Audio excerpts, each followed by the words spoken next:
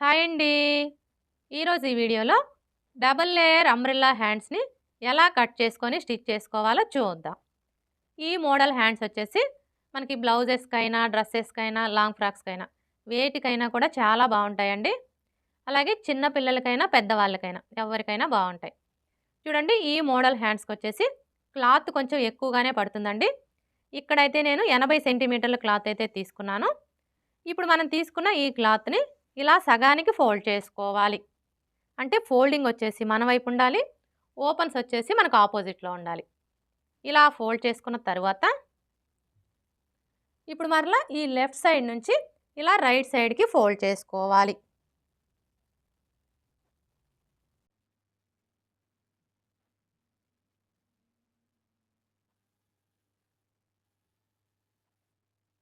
చూసారా? ఈ విధంగా నీట్‌గా ముడతలు లేకుండా ఫోల్డ్ చేసుకోవాలి. ఇలా ఫోల్డ్ చేసుకున్న తరువాత ఇప్పుడు మరలా మన వైపు నుంచి ఇలా ఫోల్డ్ చేసుకోవాలి.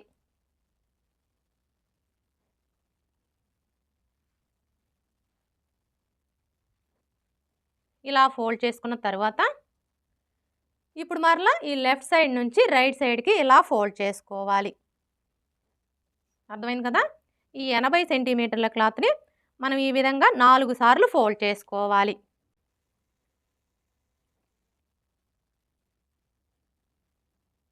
ఇలా ఫోల్డ్ చేసుకున్నాము అంటే మనకి మొత్తం 16 లేయర్స్ వస్తాయన్నమాట. ఈ విధంగా ఫోల్డ్ చేసుకున్న తరువాత ఇప్పుడు హ్యాండ్ పొడవుని మార్క్ చేసుకోవాలి. ఇక్కడ మనం హ్యాండ్ పొడవుని మార్క్ చేసుకోవాలి అంటే ఫస్ట్ ఆది బ్లౌజ్‌కి హ్యాండ్ పొడవు ఎంత ఉందో కొలుచుకోవాలి. చూడండి ఆది బ్లౌజ్‌లో నుంచి హ్యాండ్ పొడవుని కొలుచుకునేటప్పుడు హ్యాండ్‌ని ఈ విధంగా పెట్టేసుకోవాలి. ఇలా పెట్టేసుకొని ఇక్కడ చూసారా మనకి హ్యాండ్ జాయింట్ కనిపిస్తుంది కదా! కరెక్ట్‌గా ఈ జాయింట్ దగ్గర నుంచి టేప్‌ని ఈ విధంగా పెట్టేసుకొని ఈ చివర వరకు ఎంత ఉందో కోల్చుకోవాలి. చూడండి మనకి హ్యాండ్ పొడవు వచ్చేసి 5.25 ఇంచులుంది. కానీ నేను ఇక్కడైతే 5 ఇంచులే తీసుకుంటున్నానండి. ఇప్పుడు ఈ 5 ఇంచులకి మనం నార్మల్ హ్యాండ్‌ని కట్ చేసుకునేటప్పుడు ఖర్చుల కోసం 1 ఇంచ్ యాడ్ చేసుకుంటాం కదా! కానీ ఇక్కడ అలా యాడ్ చేసుకోకూడదండి. ఎందుకంటే ఇవి వచ్చేసి మనకి అంబ్రెల్లా హ్యాండ్స్ కాబట్టి అంబ్రెల్లా హ్యాండ్స్‌ని కట్ చేసుకునేటప్పుడు ఏ సైజు వారికైనా సరే మీ హ్యాండ్ పొడవు ఎంతైతే ఉంటుందో దానికి 2.5 ఇంచులు యాడ్ చేసుకోవాలి. ఇక్కడైతే మనకి హ్యాండ్ పొడవు వచ్చేసి 5 ఇంచులు ఉంది కదా! ఇప్పుడు ఈ 5 ఇంచులకి 2.5 ఇంచులు యాడ్ చేసుకున్నాము అంటే మనకి ఎంత వస్తుంది? 7.5 ఇంచులు. అర్థమైంది కదా! ఇందులో మీరు కన్‌ఫ్యూజ్ అవ్వాల్సిన అవసరం అయితే ఏమీ లేదండి. అంబ్రెల్లా హ్యాండ్స్‌ని కట్ చేసుకునేటప్పుడు ఏ సైజు వారికైనా సరే మీ హ్యాండ్ పొడవు ఎంతైతే ఉంటుందో దానికి 2.5 ఇంచులు యాడ్ చేసుకోవాలి. ఇప్పుడు 7.5 ఇంచుల్ని ఇక్కడి నుంచి ఇలా మార్క్ చేసుకోవాలి.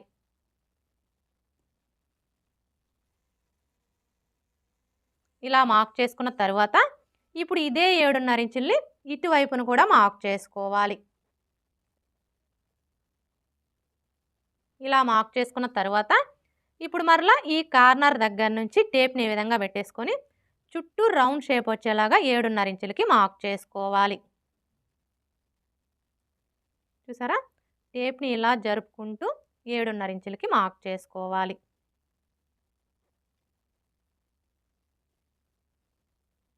ఇలా మార్క్ చేసుకున్నాము అంటే మనకి రౌండ్ షేప్ అనేది కరెక్ట్‌గా వస్తుంది.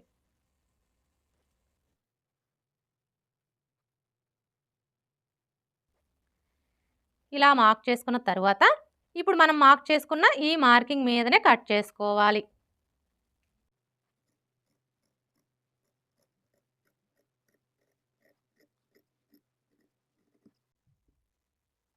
ఇలా కట్ చేసుకున్న తరువాత ఇప్పుడు ఈ కార్నర్ దగ్గర ఒక మార్క్ చేసుకోవాలి. ఇది వచ్చేసి మనకి మిడిల్ పాయింట్ అన్నమాట. ఇలా మార్క్ చేసుకున్న తరువాత ఇప్పుడు ఈ విధంగా ఓపెన్ చేసేసుకోవాలి.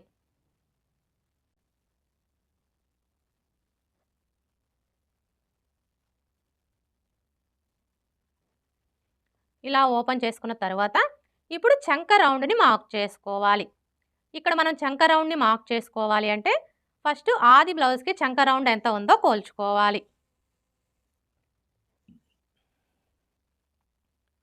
చూడండి ఆది బ్లౌజ్‌లో నుంచి చంక రౌండ్‌ని కొలుచుకునేటప్పుడు బ్లౌజ్ని బ్యాక్ పార్ట్ వచ్చేసి పై వైపునకు ఉండేలాగా ఈ విధంగా పెట్టేసుకోవాలి.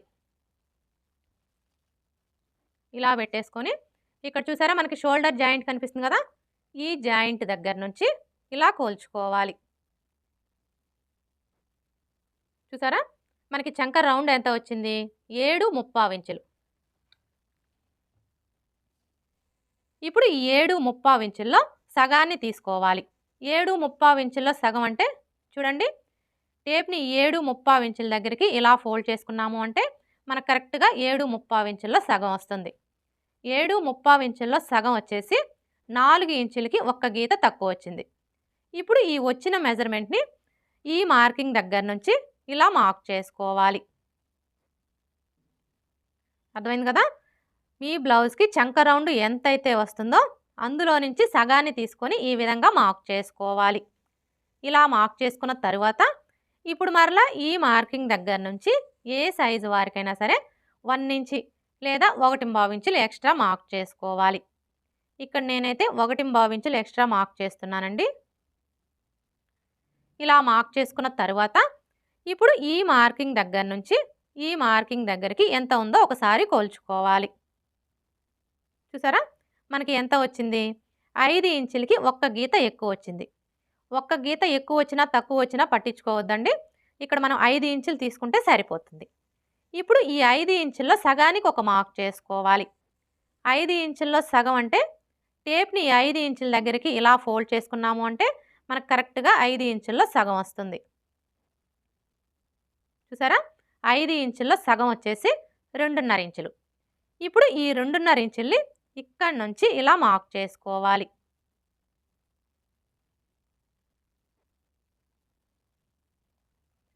ఇలా మార్క్ చేసుకున్న తర్వాత ఇప్పుడు మరలా ఇక్కడ నుంచి టేప్ని ఈ విధంగా పెట్టేసుకొని మధ్యలో ఇలా 2.5 ఇంచులకి మార్క్ చేసుకోవాలి. ఇలా మార్క్ చేసుకున్న తర్వాత ఇప్పుడు మనం మార్క్ చేసుకున్న ఈ మార్కింగ్లన్నింటినీ కూడా కలిపేసుకోవాలి. అర్థమైంది కదా. ఇవి వచ్చేసి మనకి అంబ్రెల్లా హ్యాండ్స్ కాబట్టి ఈ అంబ్రెల్లా హ్యాండ్స్కి వచ్చేసి చంక రౌండ్ అనేది ఇలా రౌండ్ షేప్లో వస్తుందండి. చంక రౌండ్ ఎలా డ్రా చేసుకోవాలో చూసారు కదా. ఇప్పుడు మనం మార్క్ చేసుకున్న ఈ మార్కింగ్ మీదనే కట్ చేసుకోవాలి.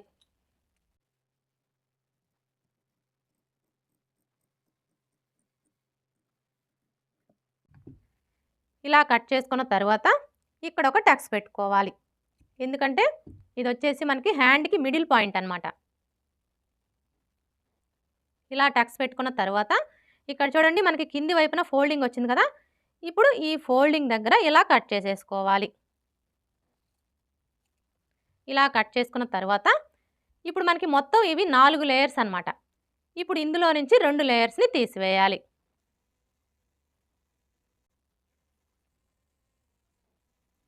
అర్థమైంది కదా. ఇవి వచ్చేసి మనకి పెద్ద లేయర్స్. ఇప్పుడు ఈ 2 లేయర్స్ని చిన్న లేయర్స్గా కట్ చేసుకోవాలి.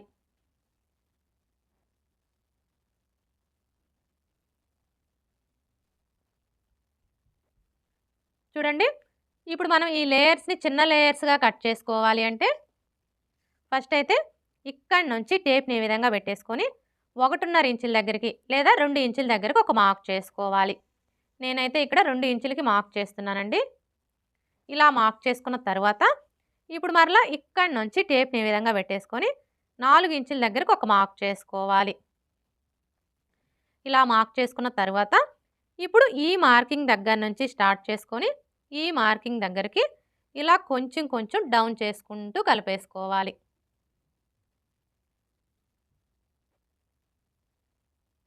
అర్థమైంది కదా. ఈ మార్కింగ్ దగ్గర నుంచి స్టార్ట్ చేసుకొని ఇలా కొంచెం డౌన్ చేసుకుంటూ ఈ మార్కింగ్ దగ్గరికి ఈ విధంగా కలిపేసుకోవాలి. ఇప్పుడు మనం మార్క్ చేసుకున్న విధంగా కట్ చేసుకోవాలి.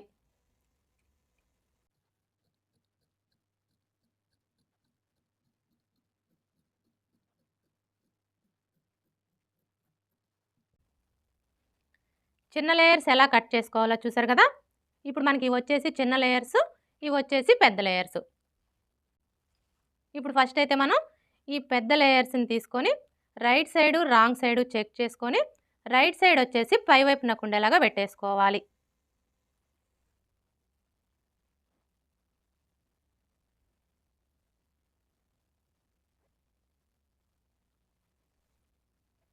అర్థమైంది కదా!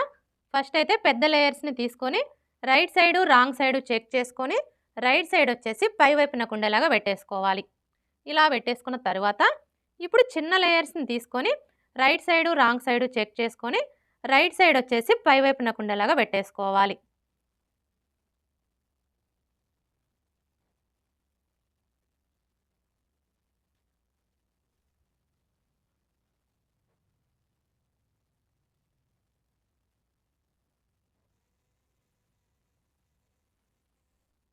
చూసారు కదా!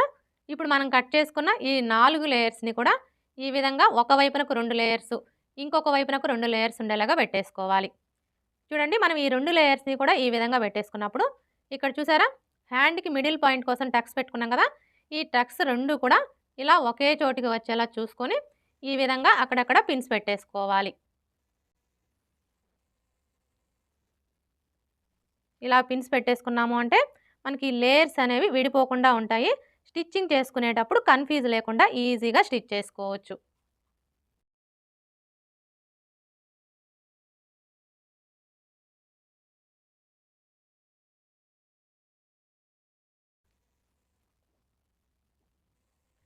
అంబ్రెల్లా హ్యాండ్స్ ఎలా కట్ చేసుకోవాలో చూసారు కదా!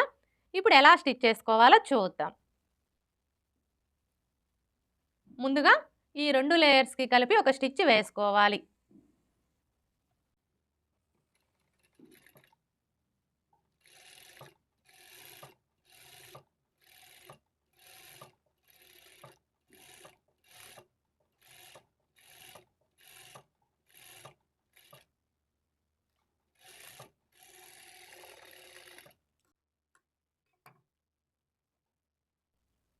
ఇలా స్టిచ్ చేసుకున్న తరువాత ఇప్పుడు ఇంకొక 2 లేయర్స్‌ని కూడా స్టిచ్ చేసుకోవాలి.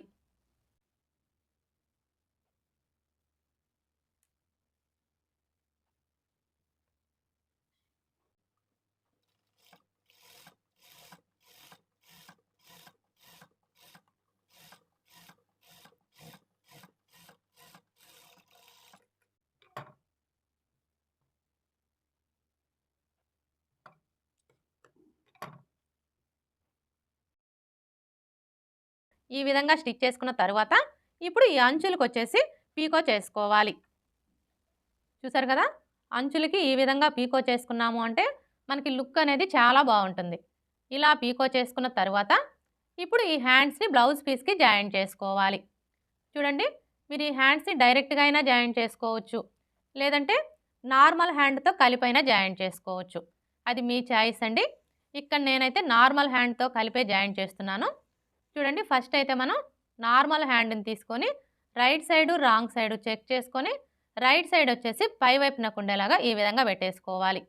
ఇలా పెట్టేసుకున్న తరువాత ఇప్పుడు ఈ అంబ్రెల్లా హ్యాండ్స్‌ని తీసుకొని రైట్ సైడ్ వచ్చేసి పై వైపునకు ఉండేలాగా ఈ విధంగా పెట్టేసుకోవాలి. అర్థమైంది కదా! మనకి చిన్న లేయర్ వచ్చేసి పై వైపునకు ఉండేలాగా పెట్టేసుకోవాలి. చూడండి మనం హ్యాండ్స్ 2 కూడా ఈ విధంగా పెట్టేసుకున్నప్పుడు ఇక్కడ చూసారా? మనం హ్యాండ్‌కి మిడిల్ పాయింట్ కోసం టక్స్ పెట్టుకుంటాం కదా! ఇప్పుడు ఈ టక్స్ 2 కూడా ఈ విధంగా ఒకే చోటికి వచ్చేలాగా పెట్టేసుకొని ఇక్కడ నుంచి స్టార్ట్ చేసుకొని స్టిచ్ చేసుకోవాలి.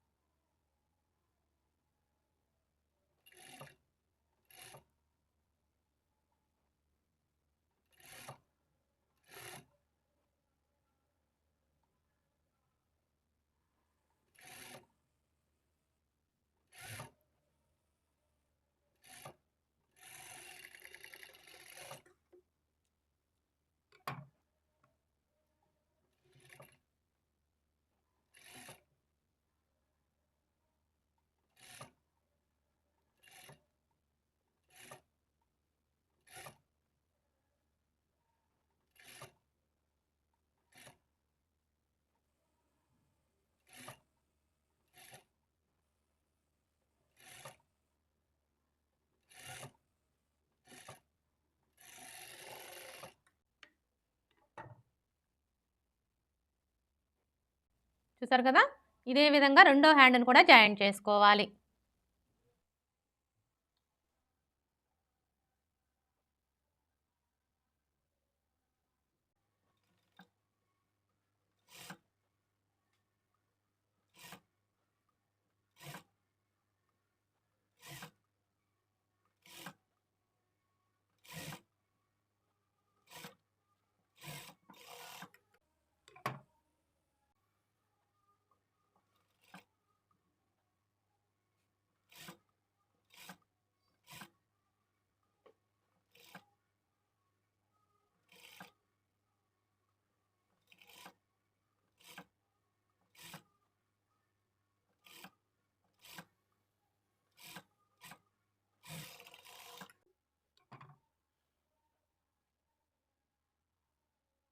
రెండో హ్యాండ్‌ని కూడా జాయింట్ చేసుకున్నాం కదా!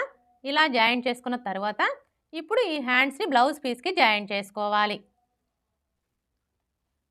చూడండి మనం హ్యాండ్స్‌ని జాయింట్ చేసుకునేటప్పుడు ముందుగా మనం స్టిచ్ చేసుకున్న బ్లౌజ్ పీస్‌ని ఈ విధంగా పెట్టేసుకోవాలి. అంటే రైట్ సైడ్ వచ్చేసి పై వైపునకు ఉండేలాగా పెట్టేసుకోవాలి. ఇలా పెట్టేసుకున్న తర్వాత ఇప్పుడు హ్యాండ్‌ని తీసుకొని ఈ విధంగా పెట్టేసుకోవాలి. చూడండి మనం హ్యాండ్‌ని ఈ విధంగా పెట్టేసుకున్నప్పుడు హ్యాండ్ పీస్ యొక్క రైట్ సైడు అలాగే బ్లౌజ్ పీస్ యొక్క రైట్ సైడు 2 ఒకే వైపునకు ఉండేలాగా చూసుకోవాలి. అలాగే ఇక్కడ చూడండి మనం హ్యాండ్స్‌ని కట్ చేసుకునేటప్పుడు హ్యాండ్‌కి ఒక వైపున లోతు తీసుకుంటాం కదా! ఈ లోతు తీసుకున్న వైపు వచ్చేసి ఫ్రంట్ పార్ట్ వైపునకు ఉండేలాగా చూసుకోవాలి. ఇప్పుడు ఈ హ్యాండ్‌ని ఇలా ఫోల్డ్ చేసుకోవాలి. ఇలా ఫోల్డ్ చేసుకొని ఇక్కడ చూడండి మనకి షోల్డర్ జాయింట్ కనిపిస్తుంది కదా!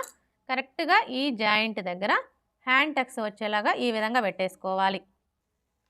ఇలా పెట్టేసుకొని ఇక్కడి నుంచి స్టార్ట్ చేసుకొని 1/2 ఇంచ్ మార్జిన్‌తో స్టిచ్ చేసుకోవాలి. అంటే మనం ఖర్చు కోసం ఎంత మార్జిన్ అయితే వదులుతామో అంతే మార్జిన్‌తో స్టిచ్ చేసుకోవాలి.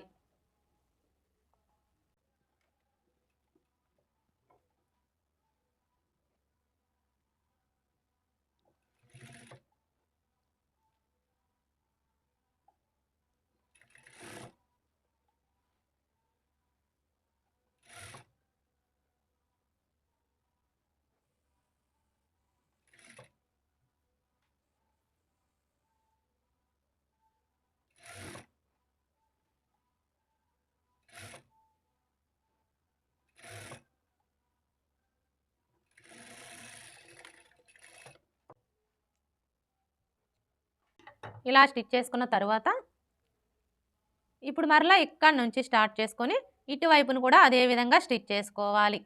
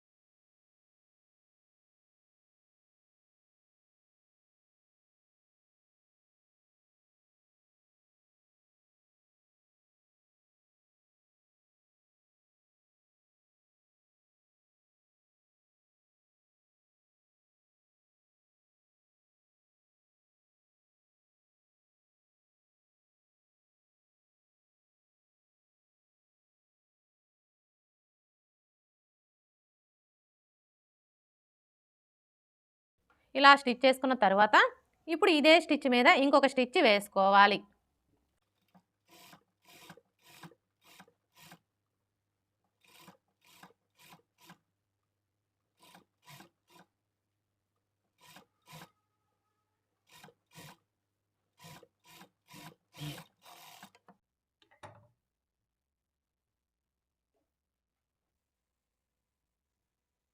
హ్యాండ్ ఎలా జాయింట్ చేసుకోవాలో చూసారు కదా!